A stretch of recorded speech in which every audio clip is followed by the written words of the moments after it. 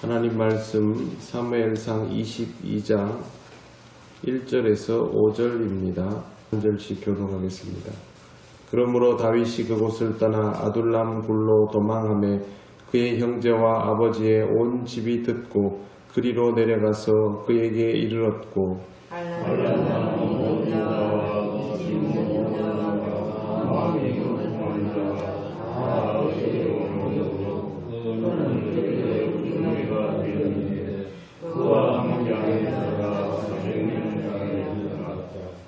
다윗이 거기서 모압 미스베로 가서 모압 왕에게 이르되 하나님이 나를 위하여 어떻게 하실지를 내가 알기까지 나의 부모가 나와서 당신들과 함께 있게 하기를 청하나이다 하고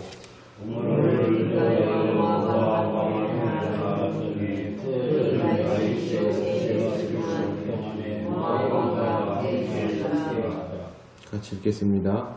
선지자 갓이 다윗에게 이르되 너는 이 요새에 있지 말고 떠나 유다 땅으로 들어가라. 다윗이 떠나 헤레스풀에 이르니라.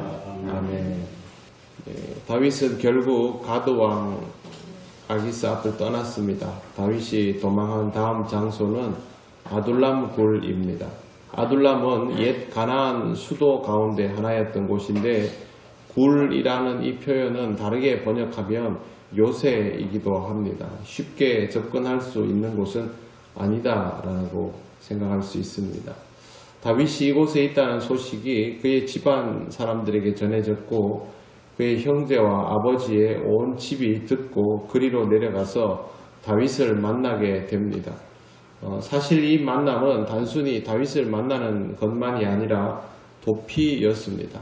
다윗이 도망자가 되니까 사울 같은 성정이면 다윗의 가족을 그냥 둘 리가 없기 때문에 집안 전체가 이제 도망해야 되는 신세가 된 것입니다. 2절을 보시면 이렇게 되어 있습니다. 환난당한 모든 자와 빚진 모든 자와 마음이 원통한 자가 다 그에게로 모였고 그는 그들의 우두머리가 되었는데 그와 함께한 자가 400명가량이었더라. 가족 외에도 모여든 사람들이 있었습니다. 그들은 사울의 통치 아래에서 어려움을 겪게 된 사람, 또 원통함이 있는 사람입니다. 자연스럽게 이런 사람들은 사울에 반하여 다윗에게 모여들었고 다윗은 거기에서 우두머리로 추대됩니다. 여기에 모인 사람의 숫자는 무려 400명이었습니다. 이렇게 해서 다윗의 사병부대가 시작이 되고 훗날 이 숫자는 600명으로 늘어납니다. 말이 좋아서 400명이지 지금 우리가 생각하는 숫자 400명과 이 고대 사회에서의 400명은 단위가 다릅니다.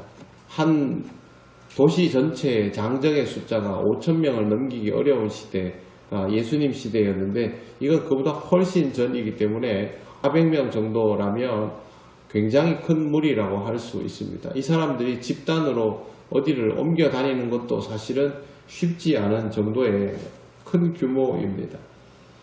상황은 매우 좋지 않지만 이제부터 본격적으로 다윗 주변에 사람들이 모이기 시작했고 그 숫자는 서서히 늘어나면서 다윗의 지도력이 요구가 되는데 다윗은 여기에서 지도자의 역량을 10분 발휘하게 됩니다.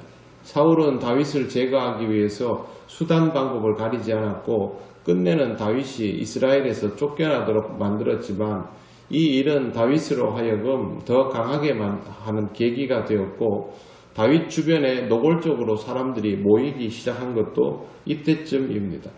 사울이 아무리 방해를 하려고 해도 하나님은 다윗을 지키시고 다윗으로 하여금 새로운 경험을 하게 하실 뿐만 아니라 필요한 사람들을 붙이시고 있습니다. 다윗 본인도 서서히 이것을 느끼기 시작합니다. 요나단과 헤어질 때는 눈물을 펑펑 쏟았고 가드왕 아기스 앞에서는 살기 위해서 미치광이 흉내도 냈지만 오늘 말씀 3절에 나오는 다윗의 태도에는 분명히 변화가 있습니다. 3절 한번 보시겠습니다. 다윗이 거기서 모압 미스베로 가서 모압 왕에게 이르되 하나님이 나를 위하여 어떻게 하실지를 내가 알기까지 나의 부모가 나와서 당신들과 함께 있기를 청하나이다 하고 보통 상황이 이쯤 되면 포기하거나 아니면 세상적인 방식의 처세를 하거나 하지만 다윗은 오히려 그렇게 하지 않고 하나님이 나한테 어떤 답을 가지고 계실 것이다 라는 생각을 가지고 됩니다. 그러니까 지금 이렇게 하나님이 나를 위하여 어떻게 하실지를 내가 알기까지 이런 표현을 사용하는 겁니다. 아직 자기는 모릅니다. 현실이 그렇지 않기 때문에. 그러나 그것으로 인하여 모든 것을 단정 짓지는 않습니다. 하나님이 결국 답을 주실 거기 때문에 그때까지는 내 상황이 좋지 않으니 내 부모를 여기에 맡겨 두어야 하겠다. 그렇게 판단을 하고 있는 것입니다. 하나님의 뜻을 모르지만 이제 곧 알게 될 것이다 라는 확신은 다윗에게 있어서 전환이 이루어지고 있다 라는 것을 알게 하는 표현입니다.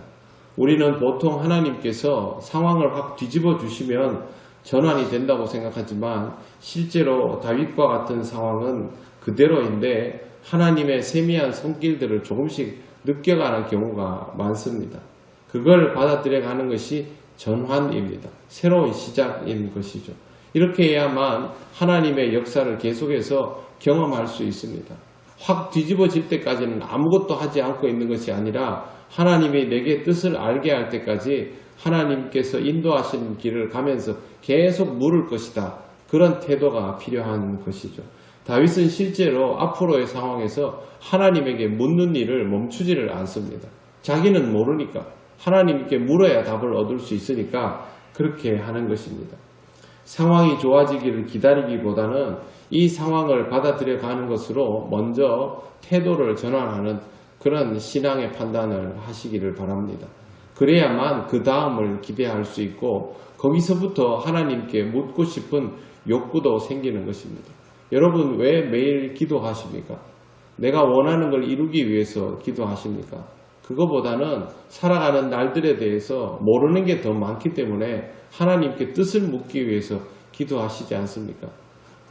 누군가가 인생이 더 힘들고 그래서 기도하고 누군가는 힘들지 않고 그래서 기도하지 않고 그거 아닙니다. 태세의 전환을 이룬 사람은 하나님께 뜻을 묻기 위해서 기도할 수밖에 없고 태세의 전환이 이루어지지 않은 사람은 하나님께 물어야 함에도 불구하고 묻지 않고 그렇게 살아갑니다. 똑같이 힘든 오늘을 겪고 있지만 내일은 다를 수밖에 없습니다. 하나님으로부터 답을 얻는 자의 인생은 지금이 힘들더라도 내일은 그것을 극복하고 누리며 살아갈 수 있기 때문입니다.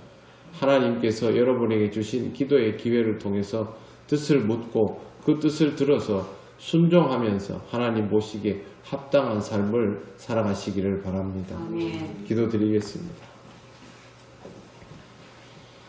하나님 감사합니다. 오늘 다윗의 모습을 통하여 그의 삶 속에 서서히 태세의 전환이 이루어진 것을 봅니다. 아직 달라진 것은 없지만 그의 자세가 바뀜을 통하여 하나님의 역사하심을 제대로 느낄 수 있는 상황이 된 것을 우리가 보며 우리의 삶에도 이러한 일들이 앞으로도 더욱 견고하여지기를 원합니다.